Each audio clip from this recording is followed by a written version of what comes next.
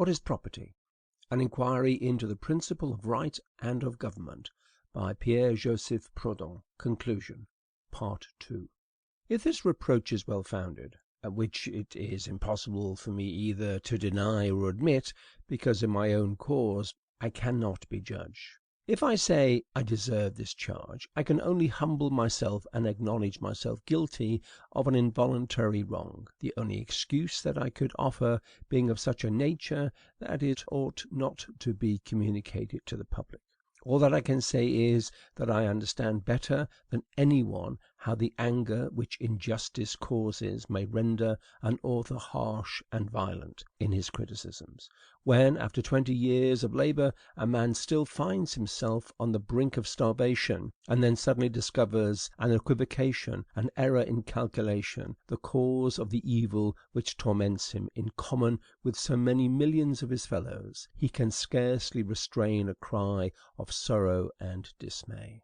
But, sir, though pride be offended by my rudeness, it is not to pride that I apologize, but to the proletaires, to the simple-minded, whom I perhaps have scandalized. My angry dialects may have produced a bad effect on some peaceable minds. Some poor workman, more affected by my sarcasm than by the strength of my arguments, may perhaps have concluded that property is the result of a perpetual Machiavellianism on the part of the governors against the governed, a deplorable error of which my book itself is the best refutation. I devoted 2 chapters to showing how property springs from human personality and the comparison of individuals. Then I explained its perpetual limitation, and following out the same idea, I predicted its approaching disappearance. How then could the editors of the Revue Democratique, after having borrowed from me nearly the whole substance of their economical articles, dare to say the holders of the soil and other productive capital are more or less wilful accomplices in a vast robbery, they being the exclusive receivers and sharers of the stolen goods? The proprietors wilfully guilty of the crime of robbery? Never did that homicidal phrase escape my pen. Never did my heart conceive the frightful thought. Thank heaven, I know not how to calumniate my kind. I have too strong a desire to seek for the reason of things to be willing to believe in criminal conspiracies. The millionaire is no more tainted by property than the journeyman who works for 30 sous per day. On both sides the error is equal, as well as the intention. The effect is also the same, though positive in the former and negative in the latter. I accuse property. I did not denounce the proprietors, which would have been absurd, and I am sorry that there are among us wills so perverse and minds so shattered that they care only for such of the truth as will aid them in their evil designs. Such is the only regret which I feel on account of my indignation, which, though expressed perhaps too bitterly, was at least honest and legitimate in its source. However, what did I do in this essay, which I voluntarily submitted to the Academy of Moral Sciences? Seeking a fixed axiom amid social uncertainties, I traced back to one fundamental question all the secondary questions over which, at present so keen and diversified, a conflict is raging. This question was the right of property. Then, comparing all existing theories with each other, and extracting from them that which is common to them all, I endeavored to discover that element in the idea of property which is necessary, immutable, and absolute, and asserted, after authentic verification, that this idea is reducible to that of individual and transmissible possession, susceptible of exchange but not of alienation, founded on labor and not on fictitious occupancy or idle caprice. I said further that this idea was the result of our revolutionary movements, the culminating point towards which all opinions, gradually divesting themselves of their contradictory elements, converge, and I tried to demonstrate this by the spirit of the laws, by political economy, by psychology and history. A father of the church, finishing a learned exposition of the Catholic doctrine, cried in the enthusiasm of his faith, Domini se est et decepti sumus. If my religion is false, God is to blame. I, as well as this theologian, can say, if equality is a fable, God, through whom we act and think and are, God who governs society by eternal laws, who rewards just nations and punishes proprietors, God alone is the author of evil. God has lied. The fault lies not with me. But if I am mistaken in my inferences, I should be shown my error and led out of it. It is surely worth the trouble, and I think I deserve this honor. There is no ground for prescription. For in the words of that member of the Convention who did not like the guillotine, to kill is not to reply. Until then, I persist in regarding my work as useful, social, full of instruction for public officials, worthy, in short, of reward and encouragement. For there is one truth of which I am profoundly convinced: nations live by absolute ideas, not by approximate and partial conceptions. Therefore, men are needed who define principles, or at least test them in the fire of controversy. Such is the law: the idea first, the pure idea, the understanding of the laws of God. The theory. Practice follows with slow steps, cautious, attentive to the succession of events, sure to seize, towards this eternal meridian, the indications of supreme reason. The cooperation of theory and practice produces in humanity the realization of order, the absolute truth. Footnote: a writer for the radical press, M. Louis Rabond, said in the preface to his Studies of Contemporary Reformers, "Who does not know that morality is relative, aside from a few grand sentiments which are strikingly instinctive? The measure of human acts varies with nations and climates, and only civilization, the progressive education of the race, can lead to a universal morality. The absolute escapes our contingent and finite nature. The absolute is the secret of God." God keep me from evil, M. Louis Rabond. But I cannot help remarking that all political apostates begin by the negation of the absolute, which is really the negation of truth. What can a writer who professes skepticism have in common with radical views? What has he to say to his readers? What judgment is he entitled to pass upon contemporary reformers? M. Rabond thought it would seem wise to repeat an old impertinence of the logist, and that may serve him for an excuse. We all have these weaknesses, but I am surprised that a man of so much intelligence as M. Rabond, who studies systems, fails to see the very thing he ought first to recognize, namely, that systems are the progress of the mind towards the absolute. End of footnote. All of us, as long as we live, are called, each in proportion to his strength, to his sublime work. The only duty which it imposes upon us is to refrain from appropriating the truth to ourselves, either by concealing it or by accommodating it to the temper of the century, or by using it for our own interests. This principle of conscience, so grand and so simple, has always been present in my thought. Consider, in fact, sir, that which I might have done, but did not wish to do. I reason on the most honorable hypothesis. What hindered me from concealing for some years to come the abstract theory of the equality of fortunes, and at the same time from criticizing constitutions and codes, from showing the absolute and the contingent, the immutable and the ephemeral, the eternal and the transitory, in laws present and past, from constructing a new system of legislation and establishing on a solid foundation this social edifice, ever destroyed and as often rebuilt? Might I not, taking up the definitions of casuists, have clearly shown the cause of their contradictions and uncertainties, and supplied at the same time the inadequacies of their conclusions? Might I not have confirmed this labor by a vast historical exposition, in which the principle of exclusion and of the accumulation of property, the appropriation of collective wealth, and the radical vice in exchanges, would have figured as the constant causes of tyranny, war, and revolution? It should have been done, you say. Do not doubt, sir, that such a task would have required more patience than genius.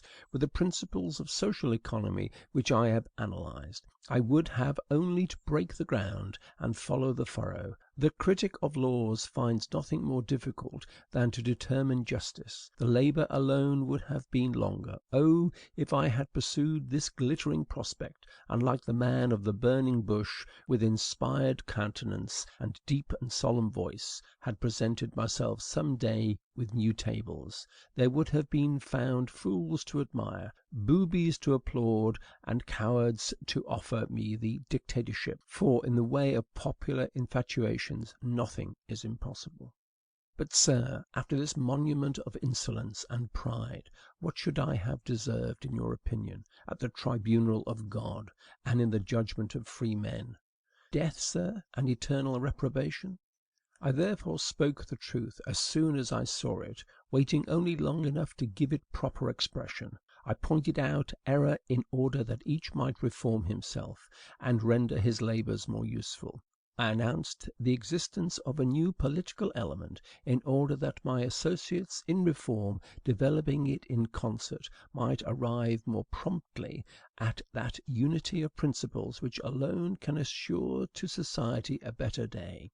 I expected to receive, if not for my book, at least for my commendable conduct, a small republican ovation; and, behold, journalists denounce me, academics curse me, political adventurers, great God, think to make themselves tolerable by protesting that they are not like me. I give the formula by which the whole social edifice may be scientifically reconstructed, and the strongest minds reproach me for being able only to destroy. The rest despise me, because I am unknown.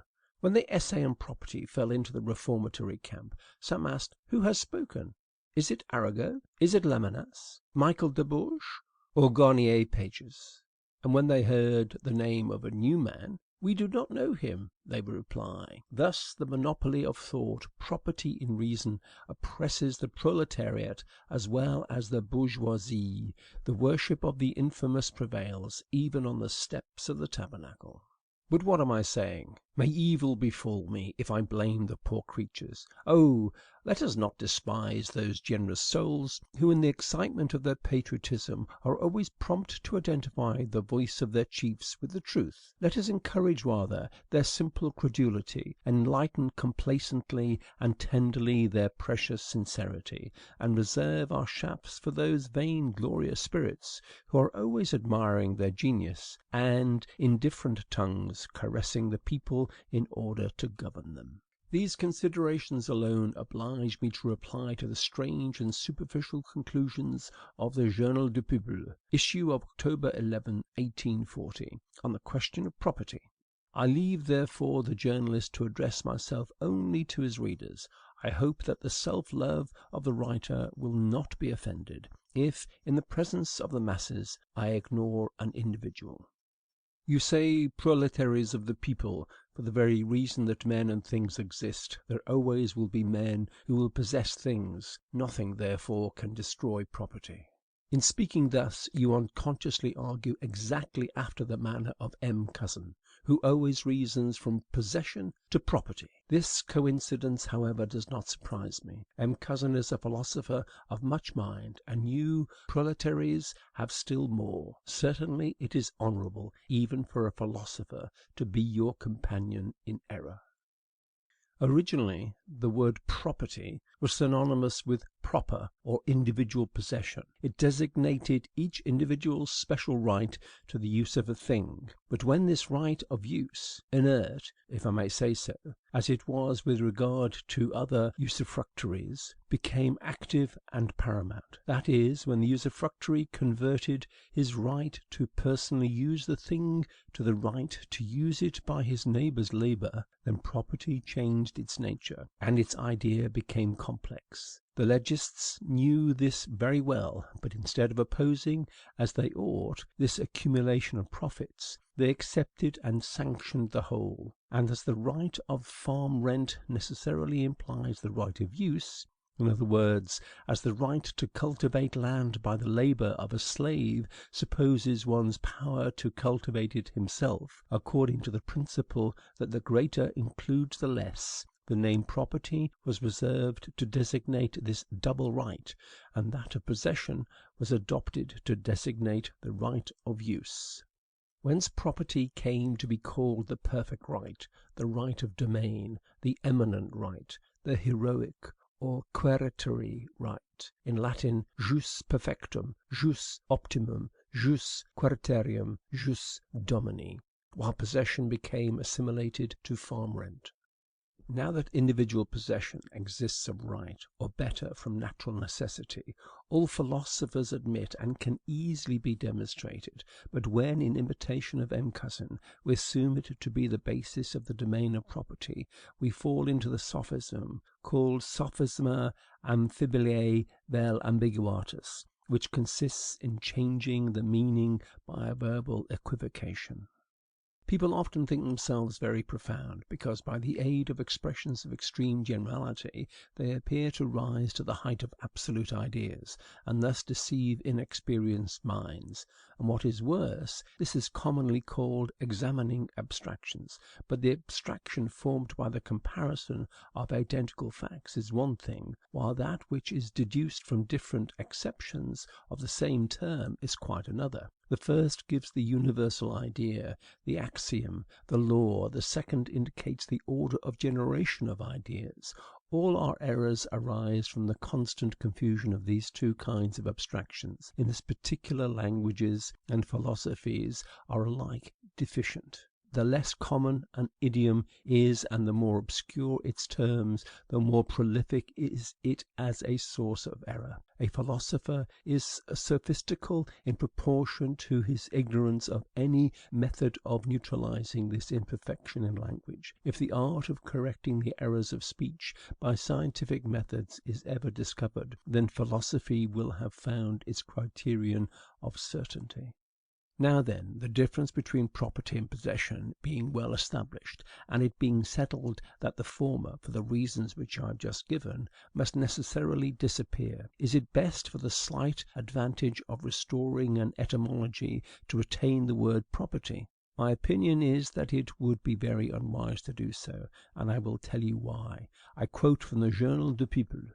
To the legislative power belongs the right to regulate property, to prescribe the conditions of acquiring, possessing, and transmitting it. It cannot be denied that inheritance, assessment, commerce, industry, labor, and wages require the most important modifications. You wish proletaries to regulate property; that is, you wish to destroy it and reduce it to the right of possession. For to regulate property without the consent of the proprietors is to deny the right of domain. To associate employees with proprietors is to destroy the eminent right. To suppress or even reduce farm rent, house rent, revenue, and increase generally is to annihilate perfect property. Why, then, while laboring with such laudable enthusiasm for the establishment of equality, should you retain an expression whose equivocal meaning will always be an obstacle in the way of your success?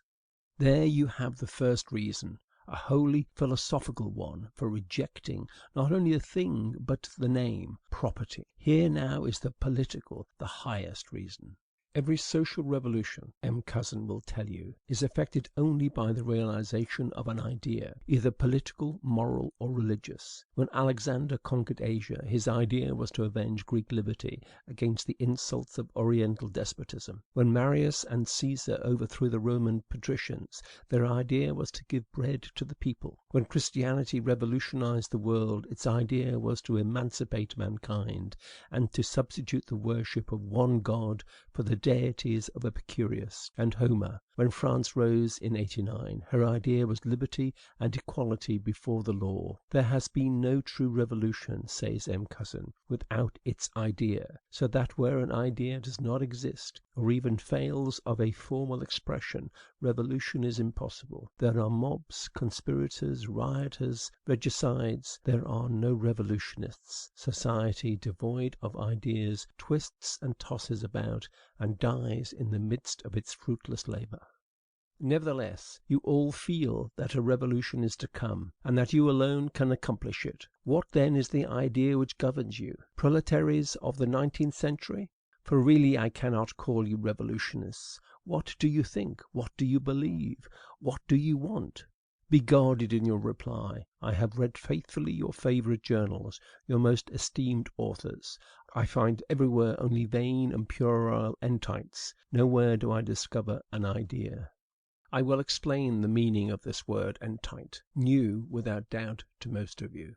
By entite is generally understood a substance which the imagination grasps, but which is incognizable by the senses and the reason. Thus, the soporific power of opium, of which Sganarelle speaks, and the piquant humours of ancient medicines are entites. The entite is the support of those who do not wish to confess their ignorance. It is incomprehensible, or, as St. Paul says, the argumentum non apparentium. In philosophy, the entite is often only a repetition of words which add nothing to the thought. For example, when M. Pierre Leroux, who says so many excellent things, but who is too fond, in my opinion, of his Platonic formulas, assures us that the evils of humanity are due to our ignorance of life, M. Pierre Leroux utters an entite, for it is evident that if we are evil it is because we do not know how to live, but the knowledge of this fact is of no value to us. When M. Edgar Quinet declares that France suffers and declines because there is an antagonism of men and of interests, he declares an entite, for the problem is to discover the cause of this antagonism. When M. Lamennais in thunder tones preaches self-sacrifice and love, he proclaims two entites, for we need to know on what conditions self-sacrifice and love can spring up and exist. So also, proletaires, when you talk of liberty, progress, and the sovereignty of the people, you make of these naturally intelligible things so many entites in space, for on the one hand we need a new definition of liberty, since that of '89 no longer suffices, and on the other we must know in what direction society should proceed in order to be in progress. As for the sovereignty of the people, that is a grosser entite than the sovereignty of reason. It is the entite of entites. In fact, since sovereignty can no more be conceived of outside of the people than outside of reason, it remains to be ascertained who among the people shall exercise the sovereignty, and among so many minds which shall be the sovereigns. To say that the people should elect their representatives is to say that the people should recognize their sovereigns, which does not remove the difficulty at all. But suppose that equal by birth, equal before the law, equal in personality, equal in social functions, you wish also to be equal in conditions. Suppose that, perceiving all the mutual relations of men, whether they produce or exchange or consume, to be the relations of commutative justice, in a word, social relations, suppose, I say, that perceiving this you wish to give this natural society a legal existence, and to establish the fact by law. I say that then you need a clear, positive, and exact expression of your whole idea. That is, an expression which states at once the principle, the means, and the end. And I add that this expression is association. And since the association of the human race dates, at least rightfully, from the beginning of the world, and has gradually established and perfected itself by successively divesting itself of its negative elements, slavery, nobility, despotism, aristocracy, and feudalism, I say that to eliminate the last negation of society, to formulate the last revolutionary idea, you must change your old rallying cries, no more absolutism, no more nobility, no more slaves, into that of no more property.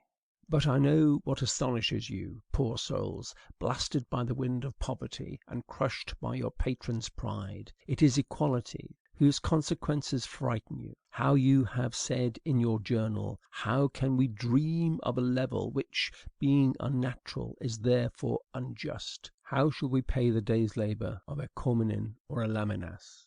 Plebeians, listen.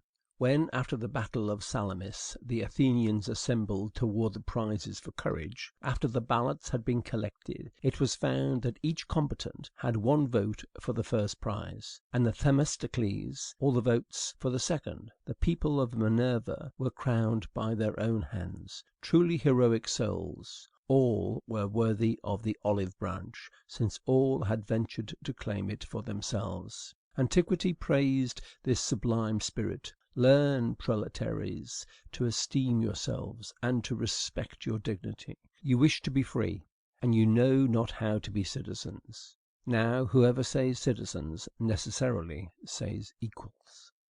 If I should call myself Lamennais or Comines, and some journal speaking of me should burst forth with these hyperboles: incomparable genius, superior mind, consummate virtue, noble character, I should not like it and should complain; first, because such eulogies are never deserved, and second, because they furnish a bad example. But I wish, in order to reconcile you to equality, to measure for you the greatest literary personage of our century. Do not accuse me of envy, proletaires, if I, a defender of equality, estimate at their proper value talents which are universally admired, and which I, better than any one, know how to recognize. A dwarf can always measure a giant; all that he needs is a yardstick. You have seen the pretentious announcements of Qu'est-ce une philosophie, and you have admired the work on trust; for either you have not read it, or, if you have, you are incapable of judging it. Acquaint yourselves then with this speculation, more brilliant than sound, and while admiring the enthusiasm of the author, cease to pity those useful labors which only habit and the great number of the persons engaged in them render contemptible. I shall be brief, for notwithstanding the importance of the subject and the genius of the author, what I have to say is of but little moment. M. Lamennais starts with the existence of God. How does he demonstrate it? By Cicero's argument, that is, by the consent of the human race. There is nothing new in that. We have still to find out whether the belief of the human race is legitimate, or, as Kant says, whether our subjective certainty of the existence of God corresponds with the objective truth. This, however, does not trouble M. Lamennais. He says that if the human race believes, it is because it has a reason for believing. Then, having pronounced the name of God, M. Lamennais sings a hymn, and that is his demonstration. The first hypothesis admitted, M. Lamennais follows it with a second, namely, that there are three persons in God. But, while Christianity teaches the dogma of the Trinity only on the authority of revelation, M. Lamennais pretends to arrive at it by the sole force of argument, and he does not perceive that his pretended demonstration is, from beginning to end, anthropomorphism, that is, an ascription of the faculties of the human mind and the powers of nature to the divine substance. New songs, new hymns.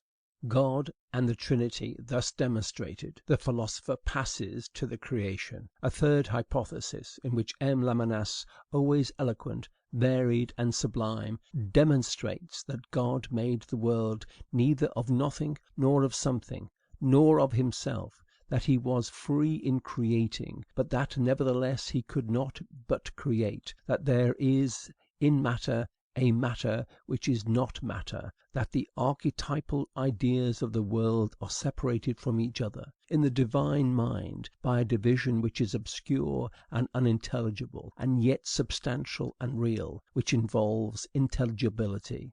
We meet with like contradictions concerning the origin of evil. To explain this problem, one of the profoundest in philosophy, M. Lamennais at one time denies evil, at another makes God the author of evil, and at still another seeks outside of God a first cause which is not God.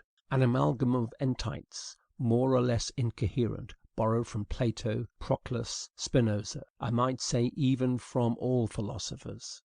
Having thus established his trinity of hypotheses, M. Lamennais deduces therefrom, by a badly connected chain of analogies, his whole philosophy; and it is here especially that we notice the syncretism which is peculiar to him. The theory of M. Lamennais embraces all systems and supports all opinions. Are you a materialist? Suppress as useless entities the three persons in God. Then, starting directly from heat, light, and electromagnetism, which, according to the author, are the three original fluids, the three primary external manifestations of will, intelligence, and love, you have a materialistic and aesthetic cosmogony. On the contrary, you are wedded to spiritualism. With the theory of the immateriality of the body, you are able to see everywhere nothing but spirits. Finally, if you incline to pantheism, you will be satisfied by M. Lamennais, who formally teaches that the world is not an emanation from divinity, which is pure pantheism, but a flow of divinity.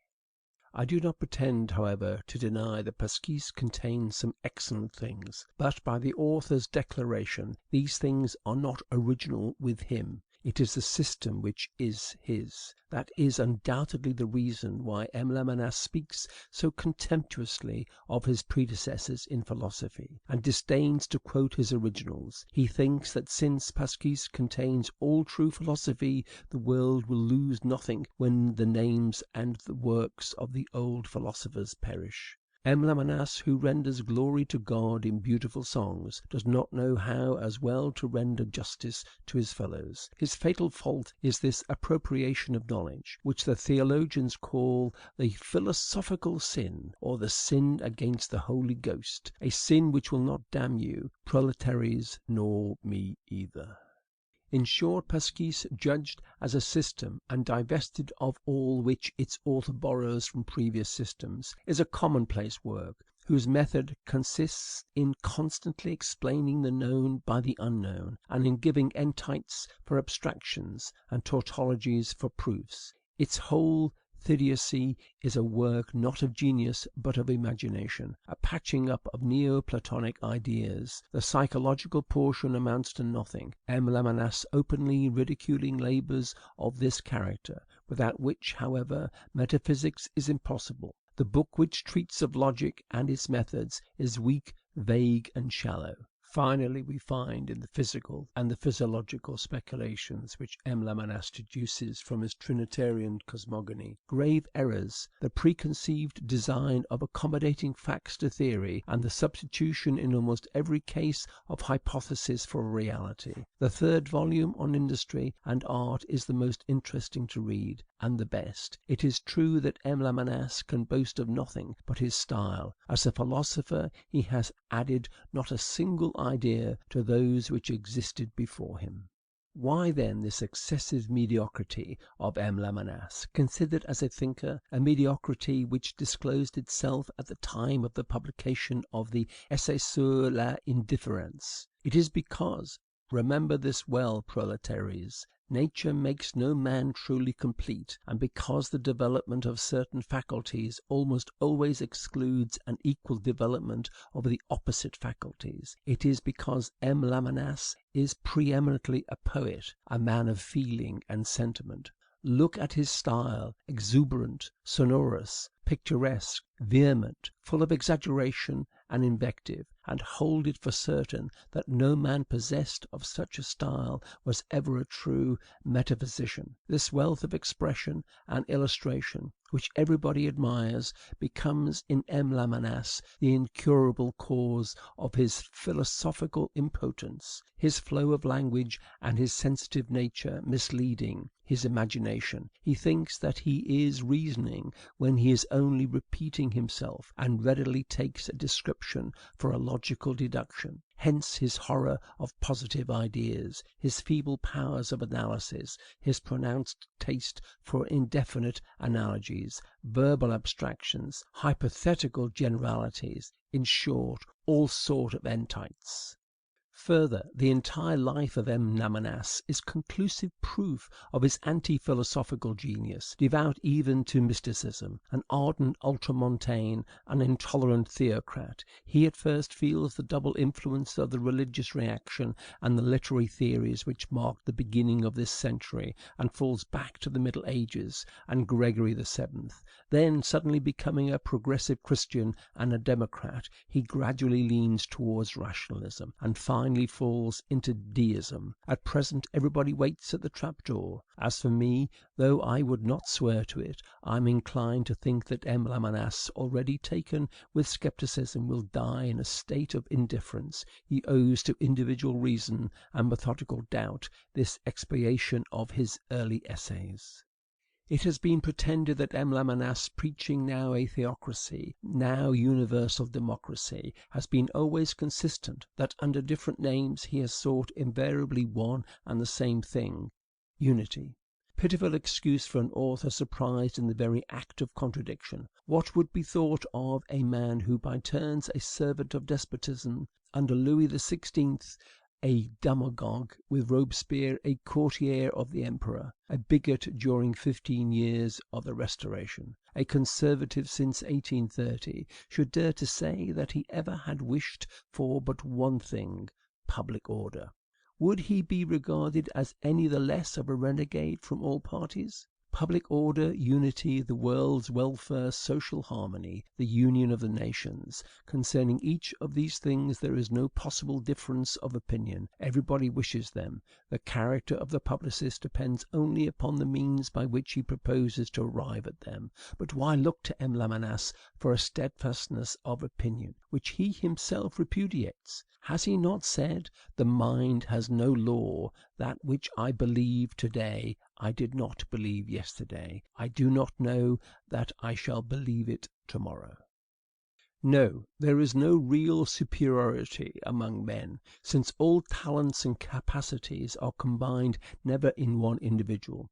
This man has the power of thought, that one imagination and style, still another industrial and commercial capacity. By our very nature and education we possess only special aptitudes which are limited and confined, and which become consequently more necessary as they gain in depth and strength. Capacities are to each other as functions and persons. Who would dare to classify them in ranks? The finest genius is, by the laws of his existence and development, the most dependent upon the society which creates him. Who would dare to make a god of the glorious child? "It is not strength which makes the man," said a Hercules of the marketplace to the admiring crowd. "It is character." That man who had only his muscles held force in contempt. The lesson is a good one, proletaires. We should profit by it. It is not talent, which is also a force. It is not knowledge. It is not beauty which makes the man. It is heart, courage, will, virtue. Now, if we are equal in that which makes us men, how can the accidental distribution of secondary faculties detract from our manhood? Remember that privilege is naturally and inevitably the lot of the weak, and do not be misled by the fame which accompanies certain talents, whose greatest merit consists in their rarity and a long and toilsome apprenticeship. It is easier for M. Lamennais to recite a philippic, or sing a humanitarian ode after the Platonic fashion, than to discover a single useful truth. It is easier for an economist to apply the laws of production and distribution than to write 10 lines in the style of M. Lamennais. It is easier for both to speak than to act. You, then, who put your hands to the work, who alone truly create, why do you wish me to admit your inferiority? But what am I saying? Yes, you are inferior, for you lack virtue and will. Ready for labor and for battle, you have, when liberty and equality are in question, neither courage nor character. End of conclusion, part 2.